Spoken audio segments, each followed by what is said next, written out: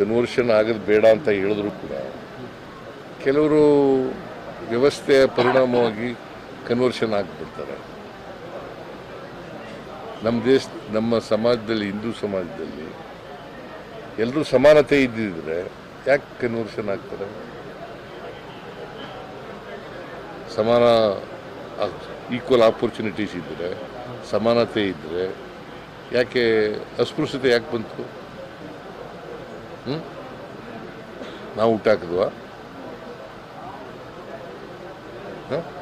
Muslim Christian ಅಲ್ಲೂ ಇದೆ ಅಂತ ಹೇಳಿದಾರೆ, ಅಸಮಾನತೆ ಅಲ್ಲೂ ಇದೆ. ಯಾರ ನಾನು ಎಲ್ಲೇ ಇರಲಪ್ಪ, ಎಲ್ಲ ಕಡೆ ಇದೆ ಅಂತ. ಮುಸಲ್ಮಾನ್ ಧರ್ಮದಲ್ಲರೂ ಇರಲಿ, ಕ್ರಿಶ್ಚಿಯನ್ ಧರ್ಮದಲ್ಲರೂ ಇರಲಿ, ಇಲ್ಲಿದ್ರೆ ಈಗ ನಾವು ಯಾರು ಕೂಡ ಅಥವಾ BJP ಅವರು ಯಾರು ಕೂಡ ಕನ್ವರ್ಷನ್ ಆಗಿ ಅಂತ ಹೇಳಿಲ್ಲ ಅಲ್ವಾ?